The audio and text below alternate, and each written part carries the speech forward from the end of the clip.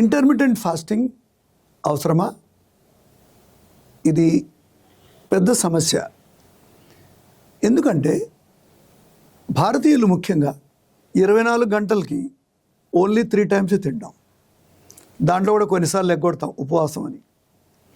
అంటే మనం చేసేదే ఇంటర్మిటెంట్ ఫాస్టింగ్. కానీ ఒక అమెరికన్, రష్యన్, యూరోపియన్ ప్రతి గంటకి తింటూనే ఉంటాడు.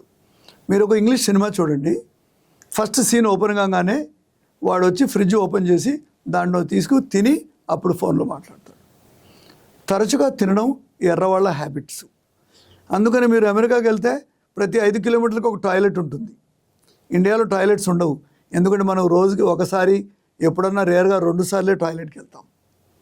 We are already in a intermittent fasting programme. 24 గంటల శక్తి రిక్వైర్మెంట్స్కి మనము ఓన్లీ 3 పూటలే తింటున్నాం. కాబట్టి ఇంటర్మిటెంట్ ఫాస్టింగ్ వల్ల బెనిఫిట్ ఎవరికంటే ఎర్రవాళ్ళకి, పాశ్చాత్య దేశీయులకి, ఆరియన్స్కి. బట్ ఇండియన్స్కి దీనివల్ల ఉపయోగం కన్నా నష్టం. ఎందుకంటే మీరు తినే 8 గంటలకు ఒకసారి ఫుడ్ని 12 గంటలు చేసేస్తే బాడీ చాలా సఫర్ అవుతుంది.